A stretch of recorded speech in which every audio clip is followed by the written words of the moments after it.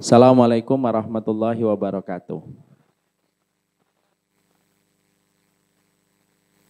Innal hamdalillah wassalatu wassalamu ala Rasulillah wa ala alihi wa sahbihi wa man tabi'ahum bi ihsan ila yaumil qiyamah. Kepada keluarga besar Rumah Sakit Umi Kota Bogor. Semoga Allah senantiasa memberikan kepada kita ilmu dan Allah memberikan kepada kita petunjuk. Karena sesungguhnya ilmu dan petunjuk itu merupakan energi dan merupakan kekuatan besar di dalam kita menapaki perjalanan hidup kita. Kalau kita tidak mendapatkan ilmu dan tidak pula mendapatkan petunjuk, kita tidak punya alasan untuk menyelesaikan setiap apapun yang kita hadapi. Kita menjadi suami kalau tidak memiliki ilmu, tentunya kita tidak punya alasan untuk bertahan. Kalau kita menjadi istri, ketika kita tidak membaca petunjuk, mungkin kita tidak akan tahu bagaimana kita menjalani hidup rumah tangga, terutama ketika kita diberikan oleh Allah keturunan. Ilmu itulah yang menjadikan kita paham. Sesungguhnya ilmu merupakan energi terbesar di dalam kehidupan kita. Kita ngaji bukan karena kita sok suci, kita ngaji bukan karena kita sok alim, dan kita ngaji bukan karena kita pengangguran.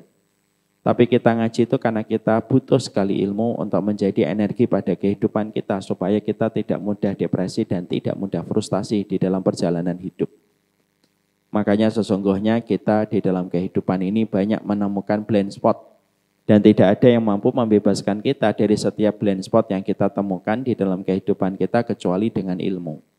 Makanya tidak salah ketika Allah mensifati bahwasanya ilmu merupakan pelita yang memberikan cahaya pada kehidupan kita. Sehingga kita terbebaskan dari banyak titik buta yang terkadang membenturkan kita dengan banyak masalah. Kalau kita memiliki banyak masalah bukan karena Allah jahat kepada kita, bukan. Kalau kita di dalam kehidupan kita banyak terbentur dengan masalah, itu disebabkan karena kita tidak membaca petunjuk dan kita tidak membaca ilmu di dalam perjalanan kehidupan kita. Dan itulah yang menjadikan kita memohon kepada Allah. Semoga Allah memberikan kepada kita ilmu dan petunjuk di dalam perjalanan hidup kita. Amin insyaallah. Alhamdulillah, tentunya senantiasa kita menata kesyukuran kita kepada Allah di dalam perjalanan hidup kita. Karena sesungguhnya kurikulum bagi orang beriman itu adalah sabar tanpa batas dan syukur tanpa syarat. Itulah yang kita berikan di dalam perjalanan kehidupan kita. Syukur itu tidak menjanjikan kuantitas, tapi syukur itu pasti memberikan kepada kita kualitas. Orang yang dia bersyukur tidak dijamin kaya.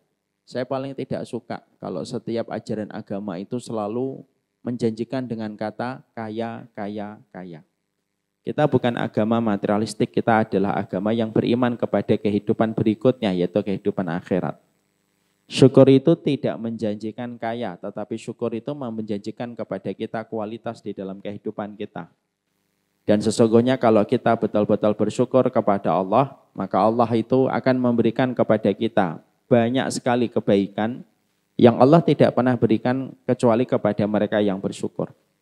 Salah satunya apa yang Allah berikan ketika kita betul-betul bersyukur? Kalau kita betul-betul bersyukur kepada Allah, maka Allah itu akan memberikan kepada kita harta yang mengawetkan dan menyelamatkan kita dari harta yang sifatnya merusak. Syekh Mutawalli Sya'rawi itu mengatakan harta itu dua sifatnya. Ada harta yang sifatnya merusak, ada harta yang sifatnya mengawetkan. Ada harta yang sifatnya merusak, konkretnya bagaimana? Kadang-kadang kita mendapatkan 50 juta per bulan, tapi dijadikan kebutuhan kita 70 juta, itu namanya harta yang merusak. Kadang-kadang kita mendapatkan 100 juta, tetapi suami kita berzina, naudzubillah min dzalik, dan selingkuh, itu namanya harta yang merusak. Kadang-kadang kita mendapatkan 500 juta, tetapi anak kita itu benci sama sang bapak. Sehingga ketika sang bapak itu pulang, sang anak mengunci pintu kamarnya dan enggan untuk bersua dengan bapaknya. Itu namanya harta yang merusak. Yang kita dapat tidak sebanding dengan kerusakan yang kita harus hadapi dan harus kita perbaiki. Itu namanya harta yang merusak. Ada harta yang kedua, ada harta yang sifatnya itu mengawetkan. Kadang-kadang dia banyak, kadang-kadang dia dikit. Kadang-kadang mungkin cuma UMR. Tapi dijadikan kebutuhan kita lebih sedikit daripada UMR yang telah kita dapatkan. Kadang-kadang cuma dapat 7 juta, tapi dijadikan istrinya penuh dengan kesyukuran dan penuh terima kasih. Ketika sang suami mentransfer 7 juta, sang istri itu mencium tangan suaminya dengan penuh takzim. Yang terkadang itu tidak didapatkan sama mereka yang mendapatkan harta yang banyak tetapi merusak walaupun dia memberikan kepada istrinya 50 juta. Kadang-kadang hartanya cuma 7 juta, tapi setiap pulang motornya masuk ke garasi, anak-anaknya keluar menyambut bapaknya dengan penuh cinta kasih dan rasa rindu yang penuh. Ada yang memegang tasnya, ada yang mengambil kunci motornya, ada yang mengambilkan air minum, ada yang memijat bapaknya ketika bapaknya terasa lelah, maka itulah yang disebut dengan harta yang sifatnya mengawetkan. Dan kita harus paham betul, syukur itu tidak menjanjikan kepada kita harta yang berlimpah, tetapi syukur itu menjanjikan kepada kita bahwasanya kita akan mendapatkan harta yang sifatnya mengawetkan di dalam perjalanan kehidupan kita.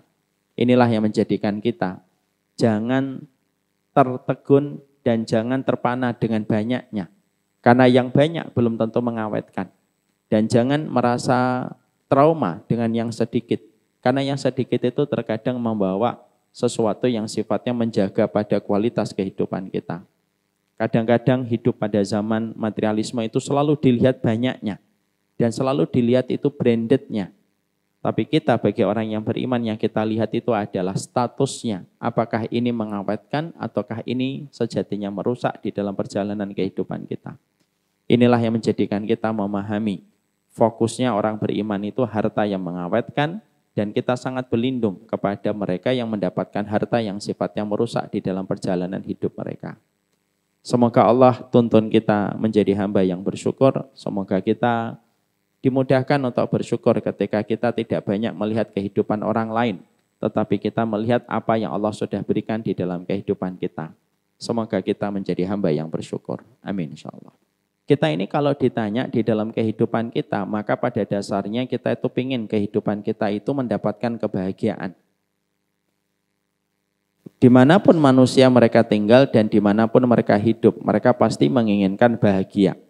Mau kita di timur, mau kita di barat, mau kita di utara, dan kita di selatan. Semua dari kita kalau ditanya, pengen bahagia, pasti kita akan menjawab, kita pengen bahagia. Kalau kita sepakat bahwasanya kita dalam kehidupan kita yang singkat ini, kita pengen bahagia. Kita harus paham definisi bahagia itu apa. Supaya kita tahu apa yang kita kejar dan kita tidak bingung dengan apa yang menjadi harapan kita. Maka sesungguhnya di situ lalu dibahas. Bahagia itu memiliki definisi yang banyak. Tapi salah satu definisi dari kebahagiaan itu sebenarnya simpel. Salah satu definisi kebahagiaan itu adalah ketika hidup kita tidak menemui kemalangan dan ketika kehidupan kita tidak menemukan banyak ujian dan musibah, maka kita insya Allah mudah mendapatkan bahagia. Karena bahagia itu sebagian ulama mengatakan ketika hidupmu dijauhkan dari musibah, maka itulah yang menjadikan kita mudah bahagia. Kalau kita mendapatkan ujian, kita mendapatkan musibah, maka yang terjadi itu apa? Terkuras air mata kita, sedih hati kita, merana jiwa kita, dan akhirnya kita susah bahagia kalau kita sedang menghadapi setiap ujian dan setiap musibah. Makanya ketika kita ingin bahagia, simpel, bahagia itu adalah ketika kita terhindar dari setiap musibah dan setiap bala pada perjalanan kehidupan manusia. Setelah kita paham bahwasanya bahagia itu adalah terhindarkan kita dari musibah dan terhindarkan kehidupan kita dari bala, kita harus paham bahwasanya setiap bala yang Allah berikan di dalam kehidupan kita itu bukan semata-mata takdir. Tapi kalau kita tiba-tiba mendapatkan musibah, mendapatkan ujian, mendapatkan kesulitan, jangan langsung buru-buru secara prematur dan kita tergesa-gesa mengatakan ini ujian dari Allah. Betul, semua bala itu ujian dari Allah. Tapi kita juga harus mengilmui bahwasanya setiap bala dan setiap musibah yang terjadi pada kehidupan kita, terkadang bukan Allah yang jahat, Allah tidak jahat. Tapi terkadang ketika Bapak, Mas mendapatkan ujian dan musibah, itu bukan semata-mata itu takdir Allah, karena memang semua itu terjadi karena takdir Allah. Tapi kita juga harus paham, ada sebuah algoritma yang menyebabkan terjadinya musibah dalam kehidupan manusia. Dan ini yang terkadang sering kita lupakan dan sering kita lewati. Karena cepatnya manusia kalau mendapatkan ujian itu selalu langsung menepuk dada dan mengatakan, oh saya ini orang beriman. Betul, kamu memang orang beriman. Tapi terkadang ada kesalahan yang kamu lakukan yang terkadang menurunkan musibah. Karena hidup kita ini ada algoritmanya. Kalaulah kita ketika membuka feed, kita membuka tentang feed olahraga, timeline di dalam Instagram kita penuh dengan olahraga. Kalau di feed kita membuka tentang infotainment, yaitu tentang kasus perceraian artis. Ya, insya Allah di sini tidak ada, di sono. Yang di sono tapi pindahan dari sini. Kalau kita pernah membuka feed tentang perceraian artis, maka timeline kita itu akan penuh dengan perceraian artis. Itu dinamakan dengan algoritma. Kalaulah sosial media pun memiliki algoritma, maka sesungguhnya kehidupan kita pun sebenarnya ada polanya. Dan kita diperintahkan oleh Allah untuk mempelajari pola sesuai dengan petunjuk yang ada di dalam kitabullah dan sunnah, supaya kita tetap mengambil dan bisa mengambil evaluasi dalam setiap perkara yang kita lakukan, supaya apa yang Allah berikan dalam kehidupan kita tidak berlalu tanpa ada pelajaran penting yang kita ambil. Saya ambilkan contoh. Rumah sakit Umi ini kalau tahun 2024 misalkan mencatat kerugian, bahwasanya kerugian rumah sakit Umi, naudzubillahi min dzalik, contoh, defisitnya sampai 2 miliar. Maka ketika pemimpin atau para direksi rumah sakit ini lalu berkata, ya sudahlah ini ujian. Bisa jadi tahun 2025 defisitnya itu menjadi lebih besar. Karena apa? Hanya disikapi dengan kata, ya sudah ini ujian. Tapi kalau rumah sakit Umi tahun 2024 ternyata dia defisit 2 miliar. Lalu setelah itu seluruh direksi berkumpul dan mereka meeting. Lalu mereka mengaudit kenapa kok bisa defisit sampai 2 miliar padahal banyak sekali pasien yang datang. Diaudit dan akhirnya diketahui, oh ada kebocoran data di sini, ada kebocoran dana di sini. Maka ketika langsung mengevaluasi, insya Allah tahun 2025 rumah sakit Umi tidak lagi defisit. Bahkan bisa jadi profitnya 3 kali lipat dibandingkan defisitnya. Nah ini contoh, tapi nggak apa-apa diaminkan. Tapi di situ kita mendapatkan bahwasanya itulah pentingnya bagi kita untuk mengevaluasi. Makanya inilah pula yang menjadikan kita harus paham. Kalau rumah sakit Umi tiba-tiba defisit itu pasti ada penjelasannya. Kita ini kalau mendapatkan musibah itu tidak mungkin tanpa penjelasan dan penjabaran dari apa yang kita lakukan. Karena hidup itu lembaran-lembaran takdir yang saling berkaitan satu dengan yang lainnya. Berarti kita tidak paham bagaimana mempelajari takdir menurut para ulama salaf. Maka inilah yang menjadikan kita harus paham. Ternyata takdir itu ketika kita mendapatkan takdir buruk dan musibah itu menimpa pada kehidupan kita. Pasti ada kesalahan yang kita lakukan. Karena itulah yang menjadikan kita harus paham. Kesalahan apa yang bisa menyebabkan kesulitan itu terjadi pada kehidupan kita. Contoh, ada seorang bapak mendapati anaknya durhaka kepada sang bapak. Sang bapak tidak bisa langsung mengatakan, wow ini ujian untuk saya Ustadz di masa tua. Betul, memang itu ujian untuk bapak. Tapi apakah bapak tidak mengevaluasi mungkin apa kesalahan bapak sampai anak bapak itu durhaka kepada kita? Bisa jadi dulu ketika anak kita kecil kita tidak pernah memberikan kuping kita untuk anak kita. Maka ketika anak kita sudah dewasa dan kita tua, anak kita tidak pernah memberikan telinga untuk kita. Karena kita pun dulu tidak pernah memberikan telinga untuk anak kita. Bisa jadi anak kita durhaka kepada kita karena mungkin kita sebagai bapaknya terbiasa bentak-bentak ibunya atau bentak istri kita. Atau istri kita suka bentak-bentak kita di depan sang anak sampai sang anak itu bingung. Mana yang lebih baik di antara bapak dan ibunya ketika dia terbiasa melihat pertengkaran. Dan akhirnya sang anak tidak memberikan respek sama bapak ibunya. Karena dia punya ibu yang tidak pernah memberikan respek kepada bapaknya. Atau bisa jadi ada seorang anak membanting pintu di depan kamarnya sang bapak. Karena mungkin bapaknya dulu pernah membanting pintu kamarnya di depan pintu kamar orang tuanya. Maka itulah yang menjadikan kita paham. Apa yang terjadi pada kehidupan kita itu punya pola. Dan kita diperintahkan oleh Allah untuk mempelajari algoritma. Supaya apa? Supaya setiap kesulitan itu tidak langsung kita menyerahkan. Atau tidak langsung kita mengatakan ini takdir. Padahal kita lupa takdir itu terjadi karena ada satu penjelasan dari apa yang pernah kita kerjakan dan pernah kita lakukan.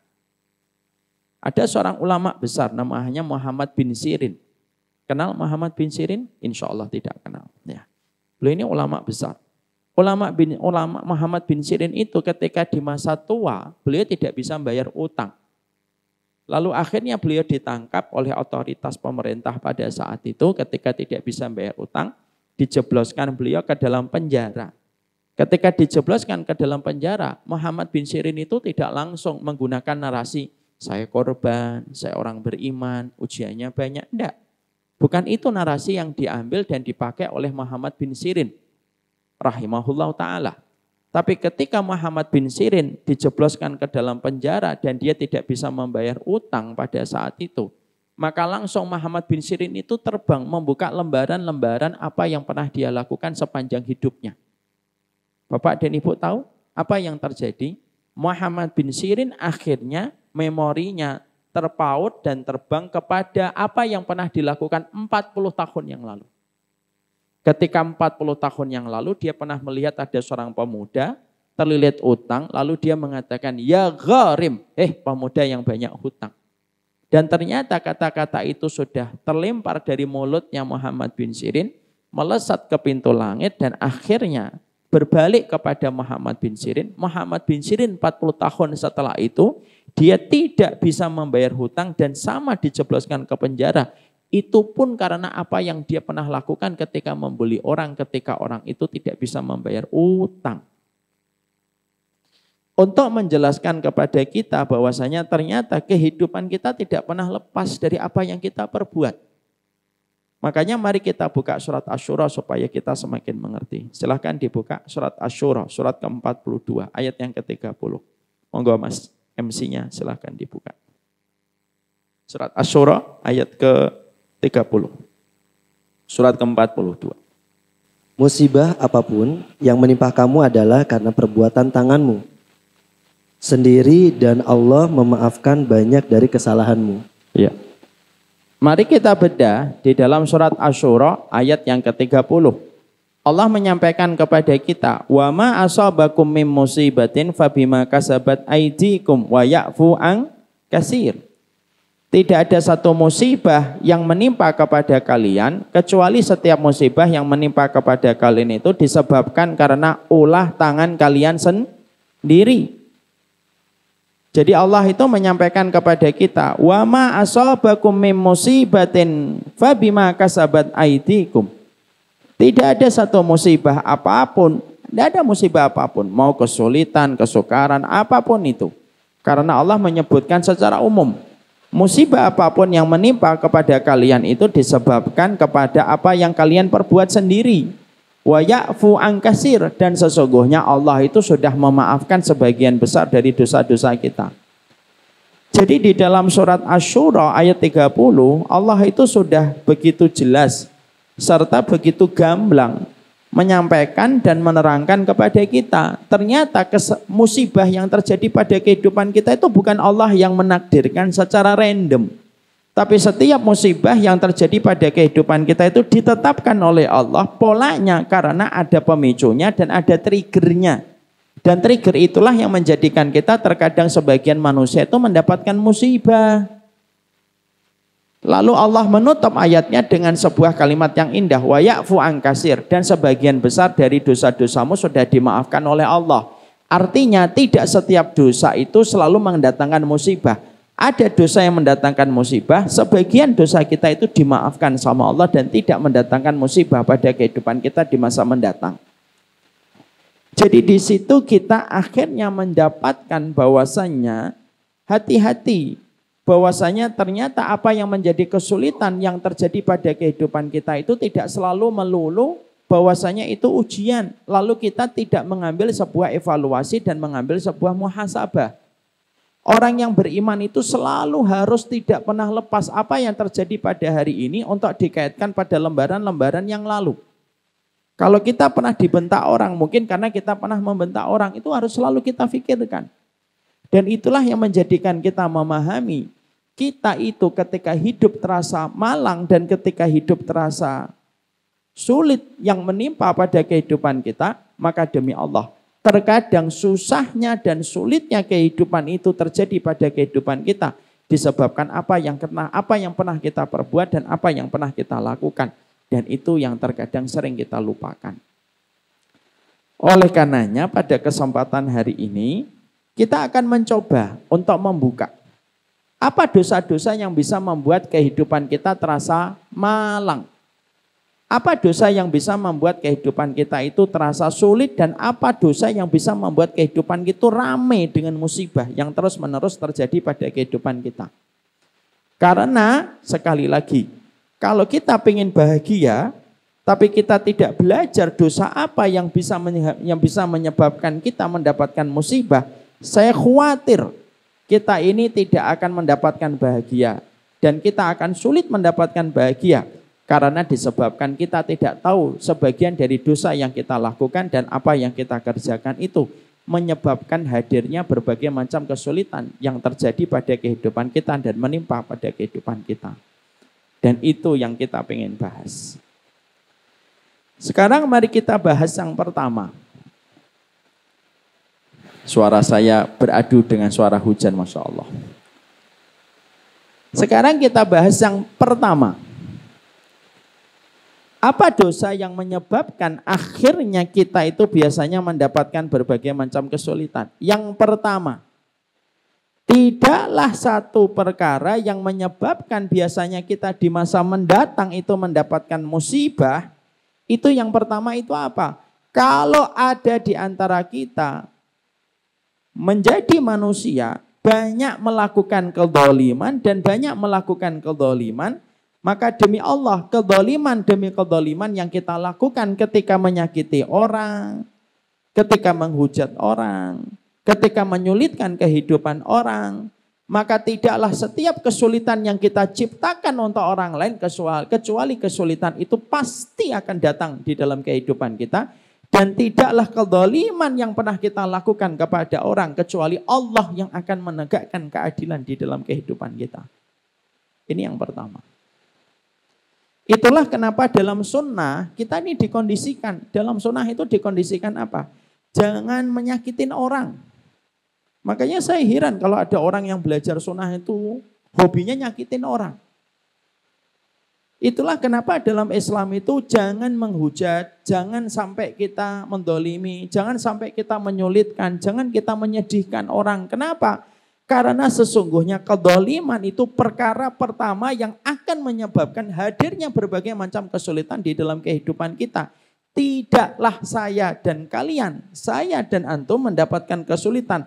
Entah besok, entah lusa, entah pekan depan, entah tahun depan. Itu tidak terjadi begitu saja. Kesulitan itu kita dapatkan dan kita hadapi. Biasanya karena kesulitan pernah kita lakukan ketika kita menyakiti dan mendolimi orang lain. Makanya ada sebuah hadis yang diterangkan oleh Nabi. Ada dua pintu yang selalu Allah jaga. Dan setiap siapapun manusia yang membuka dua pintu itu selalu Allah balas. Yang pertama, kalau ada orang itu durhaka kepada orang tua, balasannya dua kali. Di dunia dibalas, di akhirat dibalas kembali. Yang kedua, orang yang dolim, al-baghyu. Orang yang dolim di dunia dia dibalas, di akhiratnya pun nanti dibalas kembali oleh Allah. Dan dibalasnya dua kali di dunia dan di akhirat. Maka itulah yang menjadikan kita harus paham. Algoritma kita dalam kehidupan itu simpel. Selain kita sholat, puasa, sedekah, zakat, pastikan jangan sampai nyakitin orang. Kita silahkan ngaji, silahkan ikut taklim, silahkan mendekat kepada ustadz siapapun yang kita ingin dekati mereka. Tapi semua yang kita lakukan dan apa yang kita kerjakan jangan sampai nyakitin orang. Sekalinya kita menyakitin orang dan kita mendapati orang itu mengadu kepada Allah, selesai. Persoalan kehidupan kita akan mendapatkan kesulitan tepat setelah kita menyulitkan kehidupan orang lain. Sambilkan contoh supaya kita merenung, karena saya banyak sekali merenung dari kisah yang disampaikan seorang ulama besar namanya Imam Adz-Dzahabi.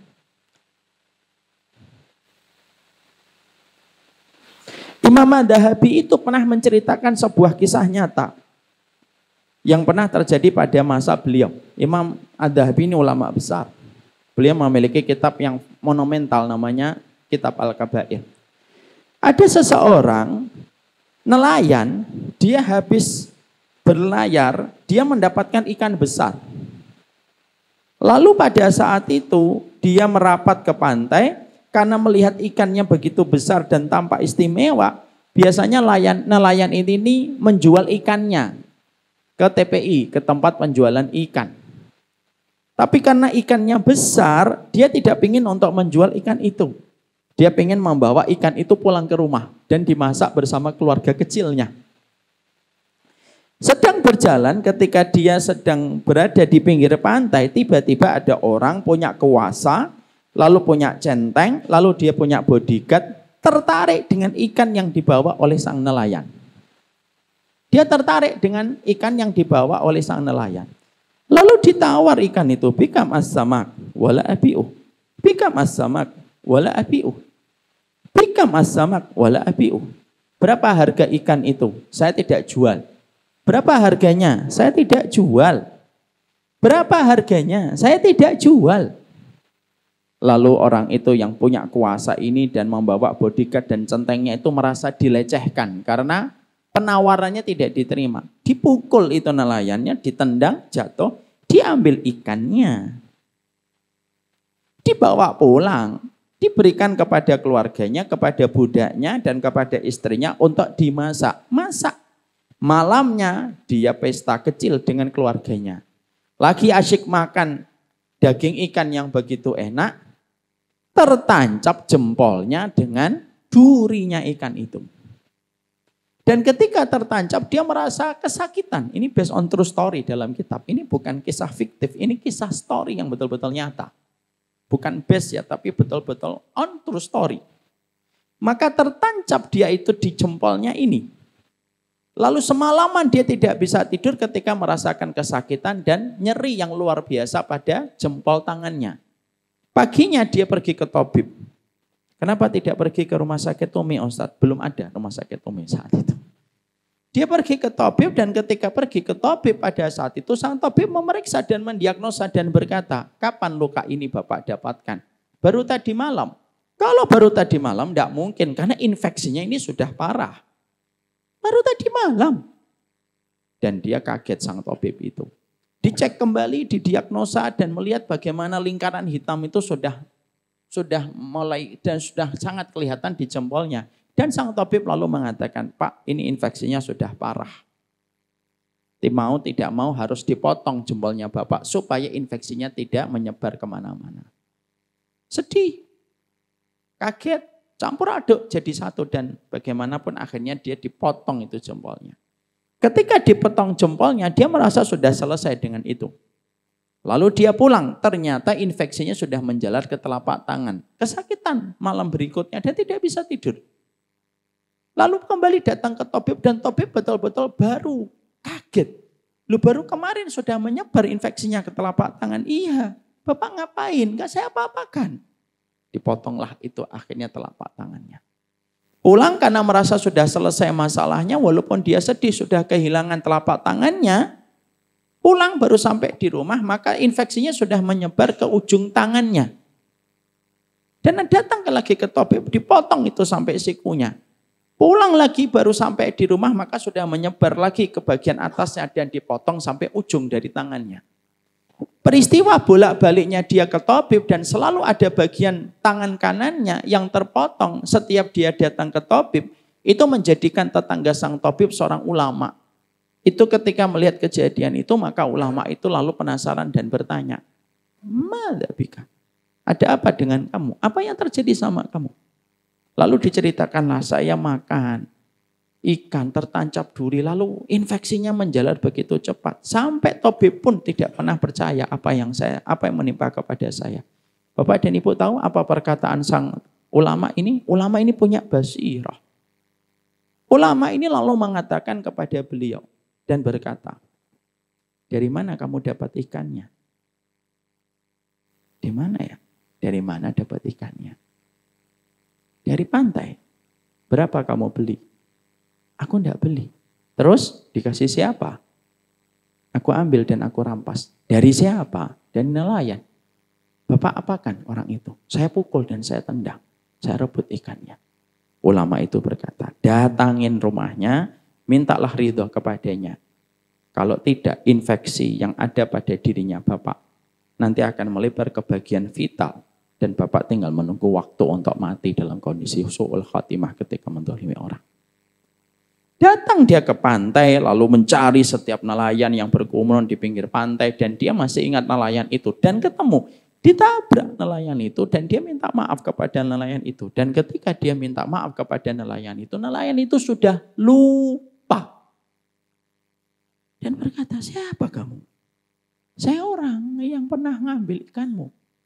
Lalu nelayan itu berkata, bukan kamu. Saya ingat orangnya. Orang itu mukul saya pakai tangannya. Dan kamu gak punya tangan kanan. Bukan kamu. Insya Allah kamu orang baik. Saya itu yang mukul itu. Diceritakanlah apa yang terjadi pada dirinya dan nelayan itu melihat kembali.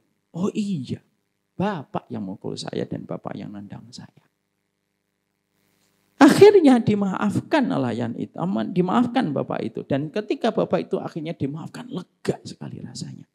Sebelum pulang, maka orang itu berkata kepada nelayan, apa yang bapak ceritakan sama Allah sampai Allah memberikan cash dan kontan apa yang menimpa kepada saya dengan musibah yang saya peroleh.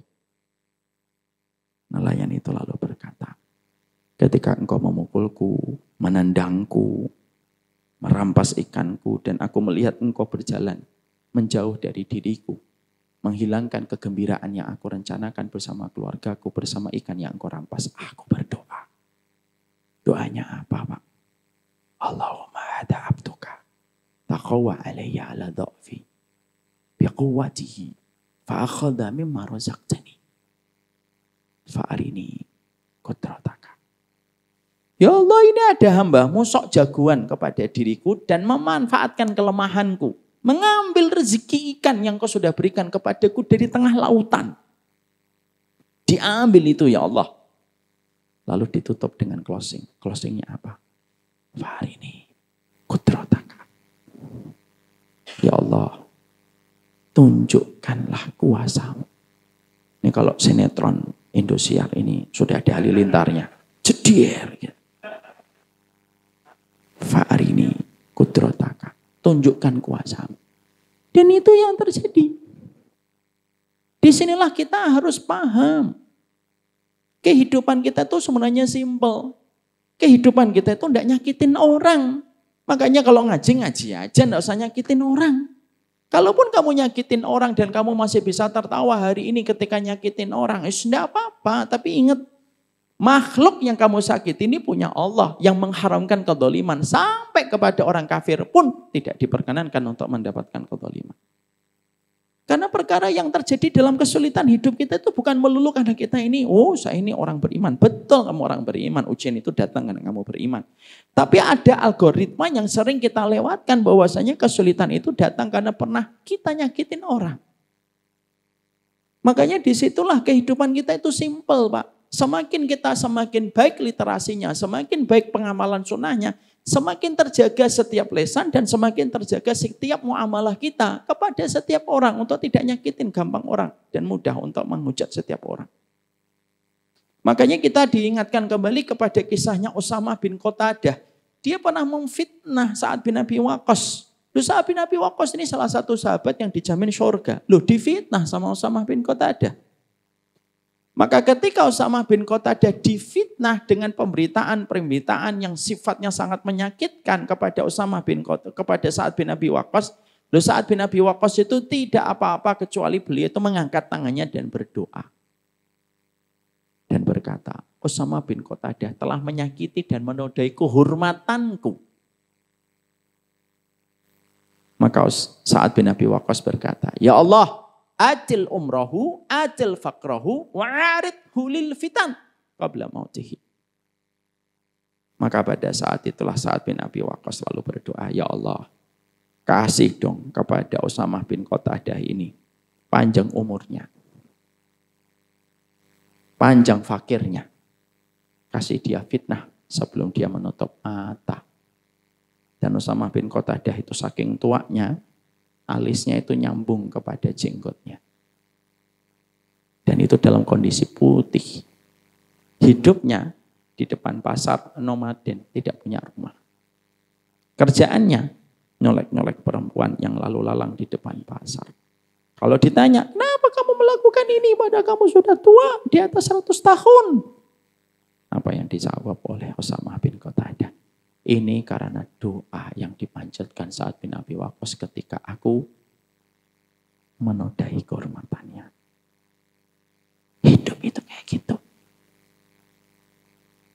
Makanya kita tidak pernah gitu memiliki alasan untuk nyakitin orang.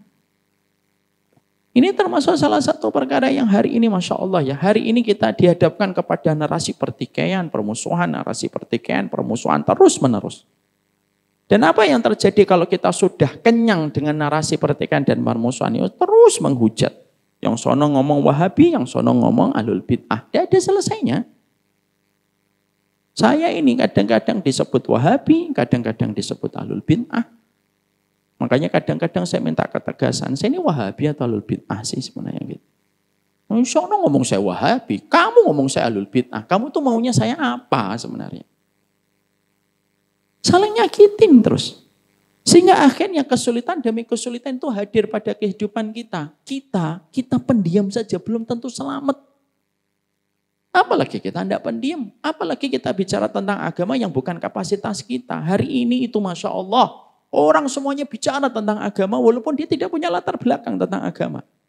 Orang yang sekolah di fakultas syariah 4 tahun, fakultas bahasa 3 tahun, di pondok 4 tahun. Bisa dikomentari sama siapapun walaupun tidak punya basic apapun tentang masalah apapun tentang agama. Itulah hari ini. Hari ini akhirnya orang itu banyak mendolimi orang tanpa mereka sadari. Terutama ketika hari ini kita didekatkan dengan sebuah kondisi namanya fitnah. Ketika akhirnya kita itu yang jauh kita rasa dekat.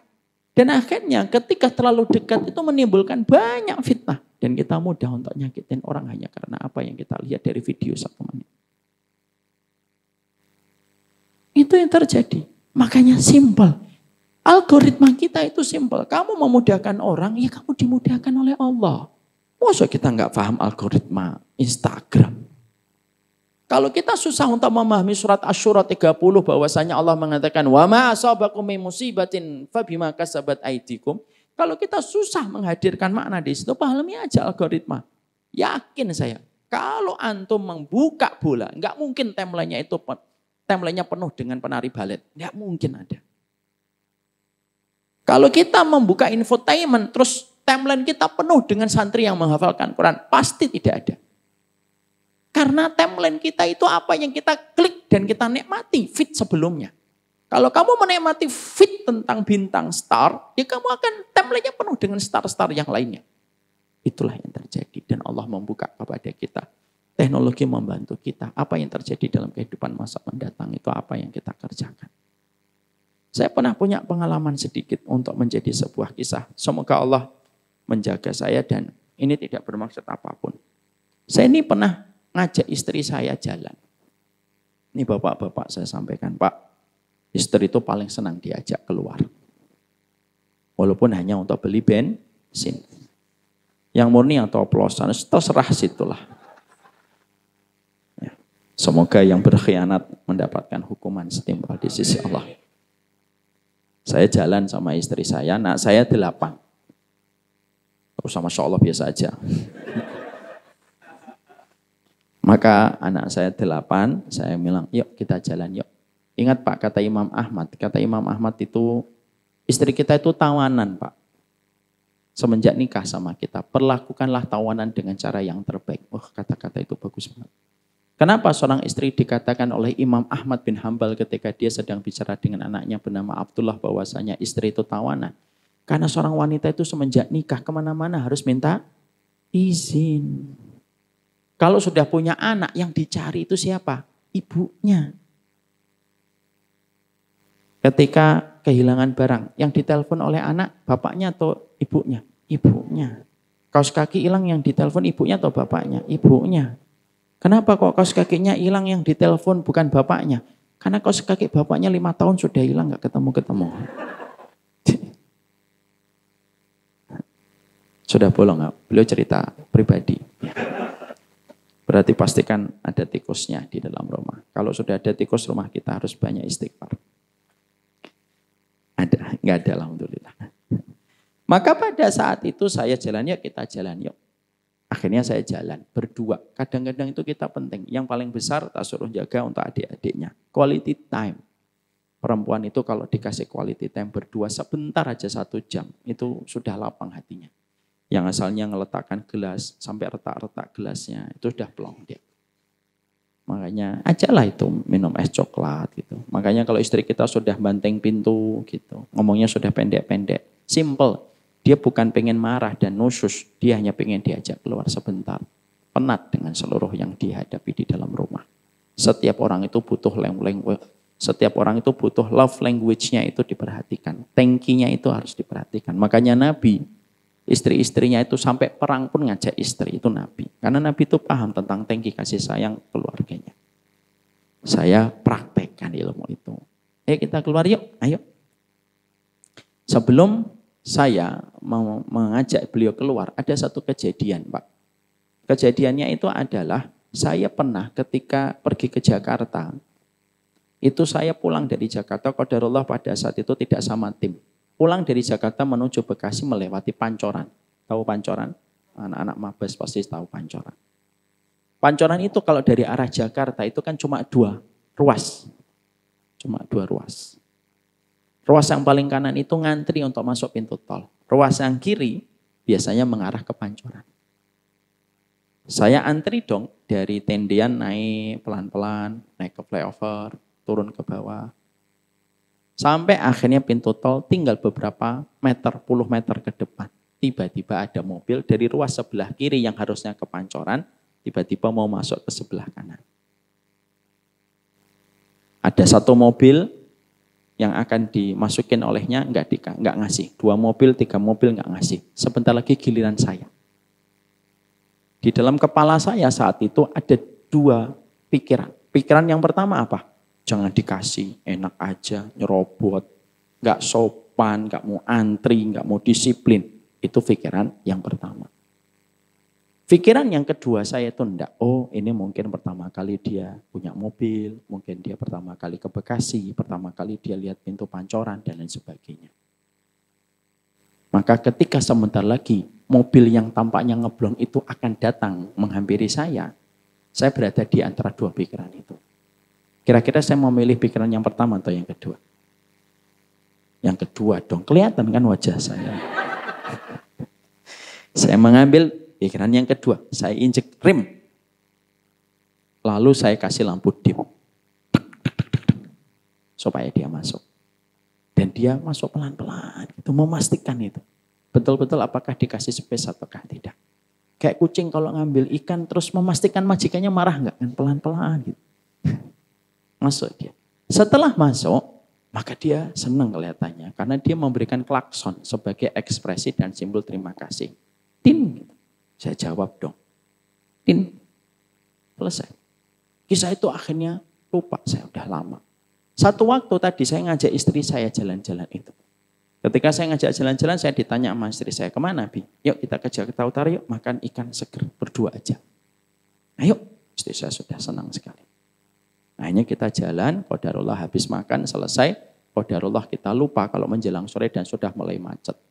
Anak 8 kita tinggalkan dan kita harus bergegas kembali. Jakarta Utara itu saya tidak kenal. Karena bukan daerah jajahan saya. Kan wajah saya kan Jakarta Selatan. Bukan Jakarta Utara. Maka biasa aja bercanda. Maka saya itu karena tidak tahu Jakarta Utara, ya saya itu akhirnya ada satu pintu tol yang saya lupa namanya. Satu pintu tol itu yang ternyata di pintu tol itu sama persis kayak Pancoran. Tapi qadarullah saya sudah terlanjur ngambil sebelah kiri. Dan ternyata antrinya sebelah kanan. Ketika saya menyadari kesalahan saya, langsung saya cek di map itu. Kalau saya U-turn, itu nambah 40 menit. Dan pastinya jatah minum ASI anak saya yang ke-8 sudah jatuh jamnya. Saat itulah saya akhirnya ngomong sama istri saya. Saya ngeblong ya Bu, panggilan sayang saya sama istri saya itu Bibu. Janganlah Bi, kita kalau muter 40 menit. Dan apa-apa kita ngeblong, enggak mau malu. Dia nutupin wajahnya. Saya bilang, ngapain kamu nutupin wajah kamu? Kan kamu pakai cadar, saya bilang gitu. Oh iya. Karena istri saya pakai cadar. Lalu akhirnya saya betul-betul berhenti. Mobil belakang, mobil saya kelinding gitu. Saya tetap mencoba. 1 mobil nggak ngasih, 2 mobil nggak ngasih, 3 mobil ngasih, 4 mobil nggak ngasih. Sampai mobil yang kelima ketika saya sudah mulai hopeless, ini udah nggak dikasih deh, udah nggak apa-apa Bu, kita U-turn aja. Mobil kelima tiba-tiba saya itu dikasih lampu dim. Loh, saya tuh nggak percaya. Loh, benar ini. Mobilnya warna putih. Ada yang punya mobil warna putih? Nggak ada, insya Allah. Berarti bukan Anda. Maka dia ngasih saya klakson, tek gitu. Saya tuh akhirnya, ngasih saya lampu dim. Dan dia ketika mobil yang klakson saya sudah berlalu, dia nggak ngegas. Oh berarti space-nya kosong. Saya pelan-pelan masuk itu ke sebelah kanan. Dan betul, dia betul-betul memberikan space itu kepada saya. Saking senangnya saya karena menghemat 40 menit. Saya itu menyampaikan apresiasinya dengan apa yang sering saya dapetin. Yaitu dengan klakson, tin gitu. Lalu dijawab sama dengan orang yang di belakang itu ya, tin gitu. Saya pada saat itu langsung mengatakan sama istri saya, ada 2 ayat yang saya ingin bacakan kepada kamu. Saya alhamdulillah hafal Al-Quran, jadi langsung paham. Ada 2 ayat yang bertepatan dengan ini. Kalau bapak-bapak mungkin akan membaca, ada ayat yang pas. Apa itu? Qul huwallahu ahad. Enggak sama, tidak ada korelasinya. Saya langsung mengatakan kepada istri saya, ada 2 ayat yang saya ingin bacakan kepada kamu, Bu. Apa itu, Bi? Surat Al-Isra ayat yang ke-7, surat Ar-Rahman ayat 60. Di tengah bagian kanan atau kiri, tidak tahu saya kanan kiri. Pokoknya surat Al-Isra 7 dan surat Ar-Rahman 60. Surat Al-Isra yang ke-7 itu lalu beliau mengatakan apa surat Al-Isra yang ke-7 Bi? Fa in ahsantum li anfusikum wa in asatum falaha. Kalau kamu berbuat baik, maka sesungguhnya kamu sedang berbuat baik untuk dirimu kamu sendiri. Dan kalau kamu berbuat jahat, kamu sedang berbuat jahat untuk dirimu sendiri. Lalu ayat yang kedua yang saya bacakan adalah surat Ar-Rahman ayat 60. Hal jazaa'ul ihsan illal ihsan. Apakah ada balasan atas setiap kebaikan kecuali kebaikan yang setimpal dengan kebaikan yang dikerjakan. Dan itu dipegang sama istri saya dan saya sampai hari ini. Di situ kita paham Pak. Simple hidup itu. Tidak usah nyakitin orang. Punya IG lah. Tidak usah nyakitin orang. Punya channel YouTube, punyalah channel YouTube. Tidak usah nyakitin orang. Punya mulut lah, enggak usah nyakitin orang. Karena sekalinya kita menyakitin orang, kalaupun orang itu tidak membalas langsung kepada kita, Allah yang pasti membalaskan. Orang itu kalau memaafkan kita, urusan dia dengan Allah selesai. Tapi urusan kita dengan dia tidak selesai dan urusan kita dengan Allah juga tidak selesai. Karena itu perkara berat. Makanya sedih kan hari ini. Orang ngaji tapi ujung-ujungnya nyakitin orang. Nyakitin bapaknya, nyakitin ibunya, nyakitin keluarga besarnya. Gitu. Nggak paham apa-apa. Nggak ngerti apa-apa. Nyakitin orang setiap waktunya. Nggak usah. Karena terkadang setiap kesulitan. Ketika hidup kita terasa malang dan ketika hidup kita terasa susah. Itu bisa jadi ada dosa ketika kamu menyakiti orang lain. Paham nomor 1? Paham insya Allah. Saya kira cukup 1 saja, tidak usah banyak-banyak. Semoga Allah memberikan keberkahan untuk semua urusan kehidupan kita pada perjalanan hidup kita. Semoga kita menjadi orang yang tidak menyakiti banyak orang lain. Wassallallahu ala nabiyina Muhammad. Saya serahkan kembali kepada MC tercinta kita, MC Kondang dari Rumah Sakit Umi Bogor. Tadi kan dibahas tentang kita ada yang pedagang nelayan ya, yang dijolimi oleh orang, terus dia berdoa. Itu berdoa buruk atau ini ya? Kalau kita dijolimi orang, apakah kita, yang saya tahu, kita harus berdoa yang baik-baik untuk kita karena kembali lagi ke kita. Apakah boleh berdoa buruk tentang orang yang menjolimi kita gitu Ustaz? Itu aja Ustaz. Assalamualaikum warahmatullahi wabarakatuh. Ustaz mau langsung jawab atau ya, ditampung dulu Ustaz? Langsung saya jawab. Oke, baik. Antum mengatakan bahwasanya kalau ada orang ketika mendolimi kita, kita harus jawab dengan yang baik. Dalilnya mana? Katanya, kalau kita disakiti sama orang di dalam sunnah itu ada 3 pilihan. 1, kita boleh membalas dengan tingkat kezaliman yang sama. Antum ada Quran? Ada mushaf di dalam handphone antum? Buka surat Asy-Syura surat 42 ayat 40. Kita tunggu beliau membacanya dulu. Surat Asy-Syura surat ke-42 ayat 40. Balasan atas satu keburukan itu keburukan yang setimpal. Wa jazaa'u sayyi'atin sayyi'atun misluha. Jadi Allah itu memberikan kepada kita keadilan. Jangan ketika kamu ditampar pipi sebelah kiri, berikan pipi kananmu. Apa-apaan? Dalam Islam tidak gitu. Kamu boleh membalasnya, tapi tidak boleh melampaui batas. Misal, siapa namanya? Mas Angga. Mas Angga ketika di jalan mau kecelakaan, nggak jadi, tiba-tiba orang itu malah marah. Jangan harusnya bersyukur, ya, nggak jadi kecelakaan itu kan harusnya bersyukur. Terus dia ngomong, babi. Mas Angga boleh jawab, babi juga. Lah emang boleh, emang begitu. Tapi tidak boleh berlebihan. Angga disebut babi, terus kamu jawabnya babi, monyet, kera, lutung, kucing, cerowak. Nggak boleh. Itu namanya kamu terdolimi lalu menjadi pihak yang mendolimi. Boleh, Allah yang menyampaikan. Dibaca itu artinya. Tapi setelah wa jazaa'u sayyi'atin sayyi'atun misluha, lalu Allah menyampaikan faman afa wa aslaha fa ajruhu 'ala Allah. Tapi tidak berhenti ayatnya. Faman afa, siapapun yang memaafkan, wa aslaha, dan dia tetap berbuat baik walaupun dia tersakiti dan tetap berbuat baik untuk membalas kebaikan itu, membalas kedoliman itu dengan perbuatan baik, fa ajruhu 'ala Allah, maka pahalanya itu nanti Allah yang memberikan saking istimewanya. Iya, itu maksudnya. Tapi maksud antum nggak nyampe ke maksud saya. Jadi gak benar orang mengatakan nggak boleh mendoakan buruk untuk orang. Lah kamu kalau mendapatkan kedoliman itu dipersilahkan sama Allah untuk mendapatkan keadilan. Tapi kalau kamu mau melapangkan hatimu untuk memaafkan itu lebih mulia. Allah ngasih kita opsi. Saya pingin misalkan Sa'ad bin Abi Waqqas, kenapa dia tidak memaafkan saja? Karena Usamah bin Qatadah sudah berlebihan. Makanya dia mendoakan atil fakrahu, acil umrahu wa aridhu lil fitan qabla mautihi.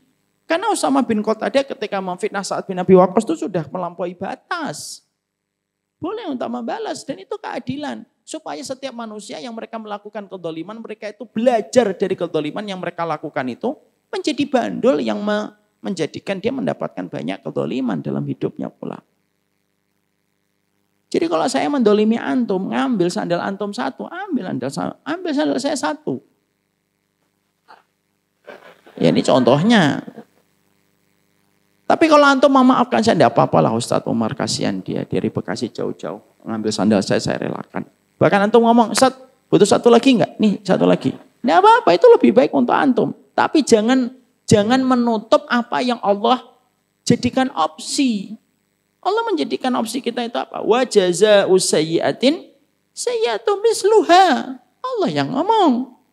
Balasan atas setiap keburukan itu keburukan yang setimpal. Kalau kamu mau. Tapi kalau mau maafkan dan berbuat baik itu lebih utama. Paham di situ? Jadi jangan mengatakan tidak boleh dong membalas keburukan dengan kebaikan. Apa enggak boleh membalas keburukan dengan keburukan? Jangan kita merasa lebih tahu daripada apa yang Allah tahu dalam kehidupan Qur'annya. Paham di situ Mas? Kecuali Mas Angga mau memaafkan, maafkan. Dan itu lebih mulia. Dan itu sangat utama dan sangat dicintai oleh Allah kedudukannya. Kalau ada orang terdolimi lalu dia memaafkan dan berbuat baik. Tapi tidak setiap orang bisa melakukan itu. Izin bertanya Ustadz.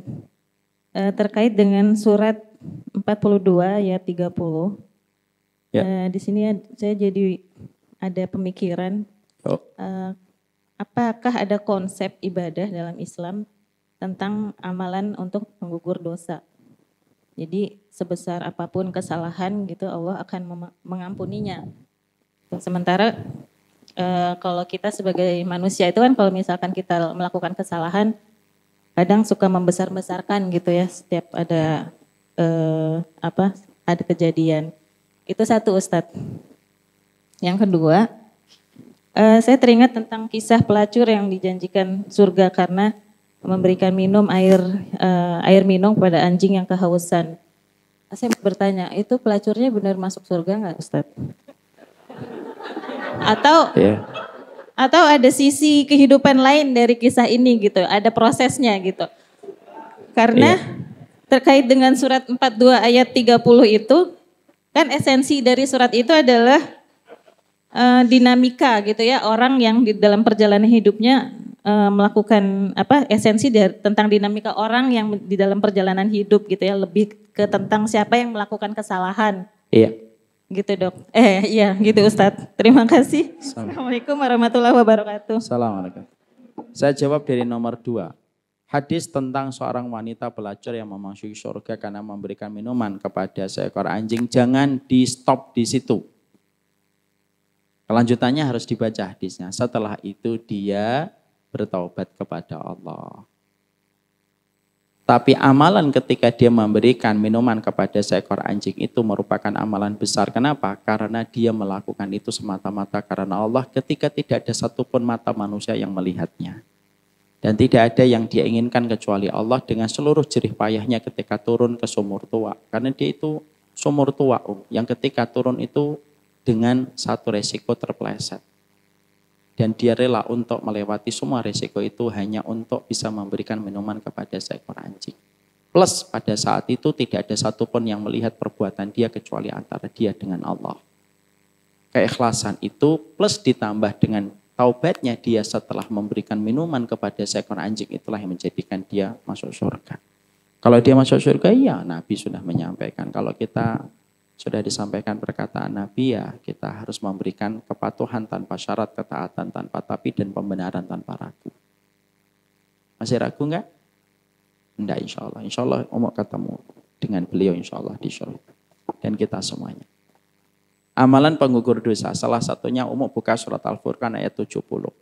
Ya, itu yang artinya bahwasanya kalau kita betul-betul bertobat, minta ridhonya banyak orang dan minta maafnya banyak manusia, itulah yang akan menjadikan berbagai macam musibah itu akan dihindarkan oleh Allah dan Allah selamatkan untuk tidak menimpa kepada kita.